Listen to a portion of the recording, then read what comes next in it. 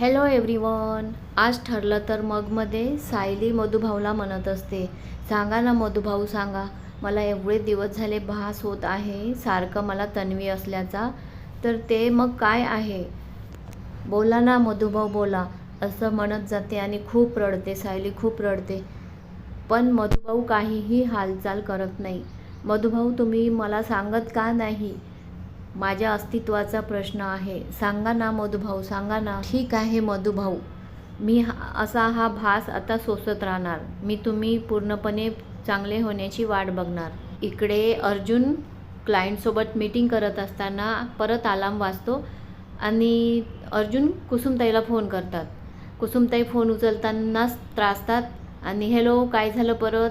अर्जुन म्हणतात की तुम्ही ज्यूस दिलं काय कुसुमताई, सायलीला ज्यूस दिलं काय की मी येऊ ज्यूस द्यायला. कुसुमताई म्हणतात अहो तुम्ही काय सांगितलं तरच मी तिच्या खाण्यापिण्याची सोय करणार, काय काय मी असं करणार की नाही, तुम्हाला काही कामधंदे आहे की नाही, ठेवा फोन, असे म्हणत कुसुमताई फोन ठेवून देतात. अर्जुन परत त्या क्लायंटची मीटिंग करायला लागतात. क्लायंट म्हणतात की आपलं बोलणं होई तोपर्यंत तुम्ही जरा फोन बंद ठेवता काय. तर अर्जुन म्हणतो हां ते काय माझी पत्नी प्रेग्नेंट आहे ना, तिच्यासाठी मी फोन बंद नाही करणार, पण मी सायलेंट करून ठेवणार म्हणजे तुम्हाला त्रास नाही होणार. इकडे अश्विन रूममध्ये खूप तोडफोड करत असतो.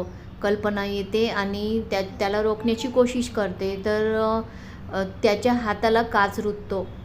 कल्पना त्याला बेडवरती बसवते आणि बाळा तू स्वतःला कशाला असा त्रास करून घेतो.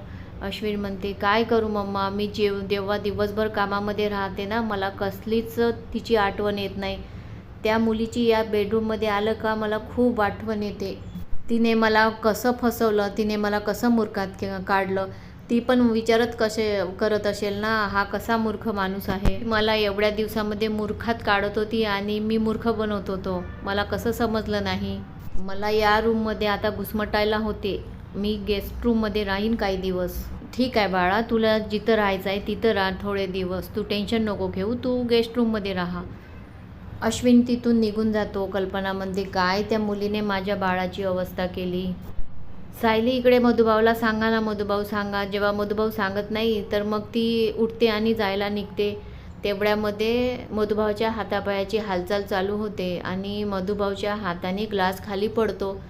एकदम सायली मागे फिरते. हां मधुभाऊ तुम्ही मला थांबा म्हणत आहे ना, थांब म्हणत आहे ना, सायली थांब म्हणत आहे ना, मधुभाऊ सांगा ना, सांगा मधुभाऊ मी तन्वीच आहे ना, सांगा मधुभाऊ सांगा मी तन्वीच आहे ना. तर मधुभाऊ डोळे झाकतात, म्हणजे ते आधीचंच त्यांचं राहते ना, ते त्यांना काही हो म्हणायचं असलं तर ते डोळे झाकतात, तर ते बरोबर डोळ्यांच्या पापण्या खाली करतात. तेव्हा तन्वी खूप खुश होते. ती तेवढ्यामध्ये कुसुमताई येतात आणि म्हणतात आला होता तुझ्या नवऱ्याचा फोन, सारखे फोन करत असतात. कुसुमताईला दिसते की सायली एकदम स्तब्ध, काय झालं सायली काय झालं. तर ती म्हणते की मला जायला हवं, आता जायला हवं. कुसुमताई म्हणते कुठे जायला हवं. ती निघते सरळ गेटकडे जायला सायली. कुसुमताई तिच्या मागे मागे जातात. अगं कुठे जाते, अगं कुठे जाते. तर ते गेटवरती आल्यानंतरही कुसुमताई हात पकडते. अगं कुठे जाते सांग तरी. तर कुसुमताईला म्हणते की आज माझी शपथ आहे तुला, आज मला जायचं आहे, जाऊ दे मला अडवू नको. जेव्हा सायली निघते तेव्हा मुलं काकाजी सगळे एकसाथ जमा होतात आणि अर्जुनला पण फोन करते कुसुमताई, पण अर्जुनचा फोन सायलेंटमध्ये असतो, अर्जुन उचलत नाही फोन. इकडे सायली जेव्हा रस्त्याने निघते तेव्हा तिला शुभम करोती कल्याणम आणि ते फुलपाखराचं चिन्ह असं सगळं दिसत असतं. सायलीला थोडं चक्कर यायला होतं, तर सायली पण अर्जुनला फोन लावते आणि सांगण्यासाठी, पण अर्जुन फोन उचलत नसतो, त्याचा फोन सायलेंटमध्ये असतो. अस्मिता जिथे इंटरव्ह्यूला जाते ते इंटरव्ह्यूमध्ये पास होते, पण अस्मिताला जॉब मिळत नसतो, कारण ते म्हणतात की तुमची प्रोफाईल छान आहे, तुमच्यासारखाच आम्हाला कॅन्डिडेट पाहिजे जॉबसाठी, पण तुम्हाला आम्ही जॉब नाही देऊ शकत कारण तुमच्याकडे छोट्या बाळाची जिम्मेदारी आहे, तर मी जॉब देऊ शकत नाही. तर अस्मिता म्हणते की मी छोटं बाळ घरी ठेवेल ना, माझे सगळे सांभाळणेवाले आहे. तर तो म्हणतो की मग आज का नाही सांभाळलं बाळ, आम्ही तुम्हाला जॉब नाही देऊ शकत. अर्जुनची मीटिंग संपल्यानंतर अर्जुन फोन बघतो, तिथे खूप सारे सायलीचे आणि कुसुमताईचे पण मिस कॉल खूप राहतात. एवढे सारे मिस कॉल म्हणून कुसुमताईला फोन करतो. काय झालं कुसुमताई. कुसुमताई सांगते की सायली न सांगताच कुठे जात आहे ते न सांगताच निघाली आणि मी खूपदा विचारलं तरी तिने मला शपथ दिली आणि ती सरळ निघून गेली. अर्जुन म्हणतो, ठीक आहे कुसुमताई, तुम्ही काळजी करू नका. ती प्रतिमा आत्याच्या घरी गेली असेल किंवा घरी गेली असेल तर मी आता फोन करते आणि मी तुम्हाला सांगते. अर्जुन सायलीला फोन करतो.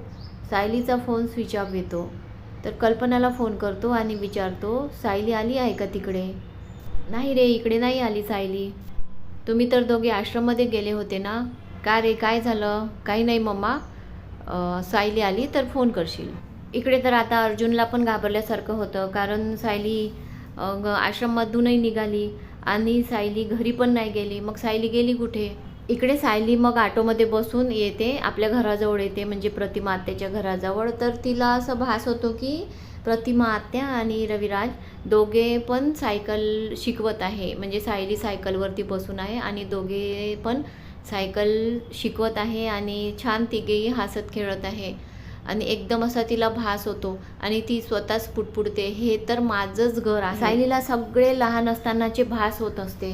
सायली गेटमधून आतमध्ये जाते, तेवढ्यामध्ये प्रतिमाला अर्जुनचा फोन येतो आणि अर्जुन म्हणत असतो, कुठे गेली? इकडे आली का प्रतिमा आत्या? सायली इकडे आली का? घरी पण नाही गेली आहे, आश्रममधून निघाली, हे गेली कुठे सायली? प्रतिमा म्हणते की पॅनिक नको होऊ, येणार सायली. सायली आली आणि तिच्याकडे बघत असते एकदम एकसारखी. प्रतिमा बघते आणि सांगते अर्जुनला की सायली आली आहे. अर्जुन म्हणतो, दे तिला फोन. प्रतिमा म्हणते, नाही आता तू चिडशील, आता नको, नंतर बोलशील. प्रतिमा आणि सुमन दोघेही सायलीजवळ येतात. सायली गालाला हात लावते प्रतिमाच्या आणि एकदम तिला मिठी मारते. मी तुमची तन्वी असेल काय, अशी मनामध्ये म्हणते. आणि प्रतिमा म्हणते, काय झालं बाळा, काय झालं? आणि सायली चक्कर येऊन एकदम खाली पडते. Okay bye. Please like, subscribe, comment करायला विसरू नका. बाय.